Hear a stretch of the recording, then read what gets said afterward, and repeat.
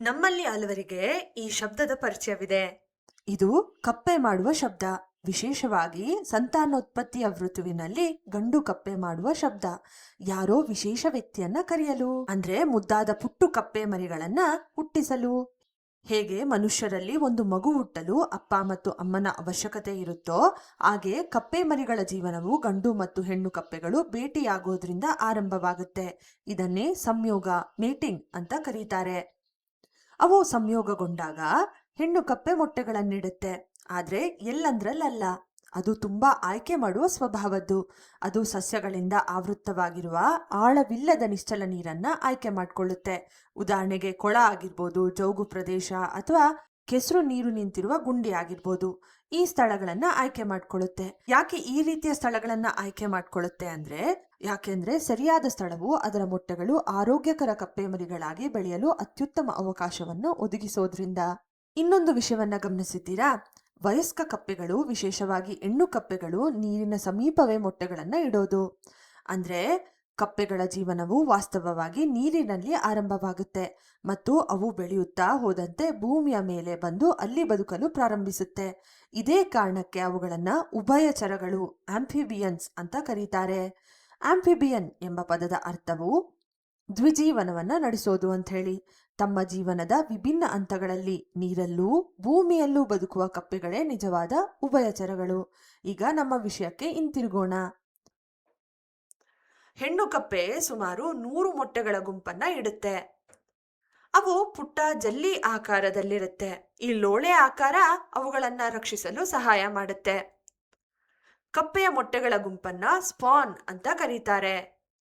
ಹೀಗೆ ಮೊಟ್ಟೆಗಳನ್ನ ಇಟ್ಟ ನಂತರ ಗಂಡು ಕಪ್ಪೆ ತನ್ನ ಕೆಲಸವನ್ನ ಮಾಡುತ್ತೆ.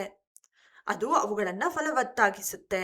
ಶೀಘ್ರದಲ್ಲೇ, ಅಂದ್ರೆ ಸರಿಸುಮಾರು 3 ರಿಂದ 4 ದಿನಗಳಲ್ಲಿ ಎಂಬ್ರಿಯೋಸ್ ಬೆಳೆಯುತ್ತೆ. ಅಂದ್ರೆ ಆ ಮೊಟ್ಟೆಯೊಳಗೆ ಭ್ರೂಣಗಳ ಆಕಾರ ರೂಪುಗೊಳ್ಳುತ್ತೆ. ಹೌದು, ಅವು ಭ್ರೂಣಗಳಾಗಿ ಬದಲಾಗೋದಕ್ಕೆ ಅದಕ್ಕೆ ಸರಿಸುಮಾರು 3 ರಿಂದ 4 ದಿನಗಳು ಬೇಕಾಗುತ್ತೆ. 7 ದಿನಗಳಲ್ಲಿ, ಅಂದ್ರೆ 1 ವಾರದ ಬಳಿಕ ಈ ಭ್ರೂಣಗಳು ಗೋದಮೊಟ್ಟೆ ಆಕಾರವನ್ನ ಪಡೆದುಕೊಳ್ಳುತ್ತೆ. ನೀವು ನೋಡ್ಬೋದಾದಂತ ಅತಿ ಚಿಕ್ಕ ಚುರುಕಾದ ಕಪ್ಪೆ ಮರಿಗಳಿವು. ಇವು ಕಪ್ಪೆಗಳಿಗಿಂತ ಮೀನುಗಳಂತೆ ಹೆಚ್ಚಾಗಿ ಕಾಣುತ್ತೆ. ಹೊಸದಾಗಿ ಹೊರಬಂದ ಗೋದಮೊಟ್ಟೆಗಳು ತಮ್ಮ ಭ್ರೂಣದ ಉಳಿದ ಭಾಗಗಳನ್ನ ಆಹಾರವಾಗಿ ಸೇವಿಸುತ್ತೆ. ಇದು ತಮ್ಮ ವೇಗದ ಬೆಳವಣಿಗೆಗೆ ಪೋಷಣೆಯನ್ನ ನೀಡಿದಂತಾಗುತ್ತೆ. ಈಗ ನೀವು ಒಂದು ಗೋದಮೊಟ್ಟೆಯನ್ನ ಹತ್ತಿರದಿಂದ ನೋಡಿದಾಗ ಈ ರೀತಿ ಕಾಣುತ್ತೆ. ಇದರಲ್ಲಿ ಈ ಕೈಗಳಂತೆ ಕಾಣ್ತಾ ಇದೆಯಲ್ವಾ, ಇದು ಕೈಗಳಲ್ಲ, ಬಾಹ್ಯ ಕಿವಿರುಗಳು, ಎಕ್ಸ್ಟರ್ನಲ್ ಗಿಲ್ಸ್. ಇವು ಗೋದುಮೊಟ್ಟೆಗಳು ಉಸಿರಾಟದ ಅಂಗಗಳಾಗಿದ್ದು ನೀರಿನಿಂದ ಆಮ್ಲಜನಕವನ್ನು ಪಡೆಯಲು ಅವುಗಳಿಗೆ ಸಹಾಯ ಮಾಡುತ್ತೆ. ಗೋದಮೊಟ್ಟೆ ಬೆಳೀತಿದ್ದಂತೆ ಅದರ ಕಿವಿರುಗಳು ಚರ್ಮದ ಒಳಗೆ ಮಡಿಚಲ್ಪಡುತ್ತೆ. ಆದ್ರೆ ಗೋದಮೊಟ್ಟೆ ಸಂಪೂರ್ಣವಾಗಿ ವಯಸ್ಕ ಕಪ್ಪೆ ಆಗೋವರೆಗೂ ಅವು ಸಂಪೂರ್ಣವಾಗಿ ಮಾಯವಾಗೋದಿಲ್ಲ.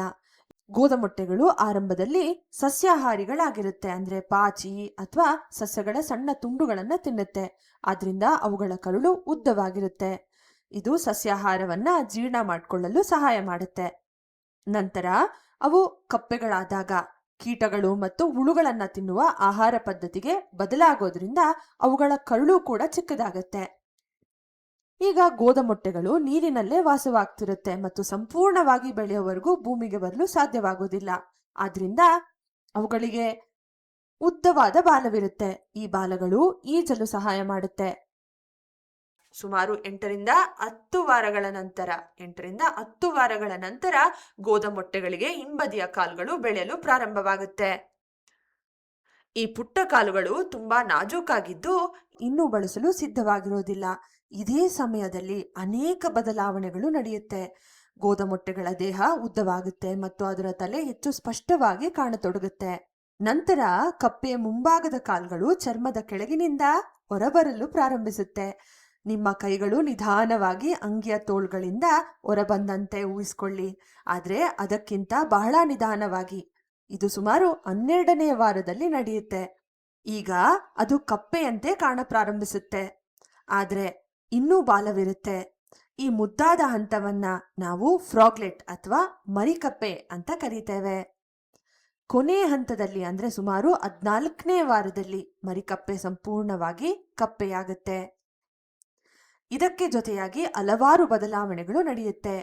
ಕಪ್ಪೆಯ ಬಾಲ ಮಾಯವಾಗುತ್ತೆ, ಅಂದ್ರೆ ದೇಹದೊಳಗೆ ಹೀರಿಕೊಳ್ಪಡುತ್ತೆ. ಶ್ವಾಸಕೋಶಗಳು ಕಾರ್ಯನಿರ್ವಹಿಸಲು ಪ್ರಾರಂಭಿಸೋದ್ರಿಂದ ಕಿವಿರುಗಳು ಕೆಲಸ ಮಾಡೋದನ್ನ ನಿಲ್ಲಿಸುತ್ತೆ.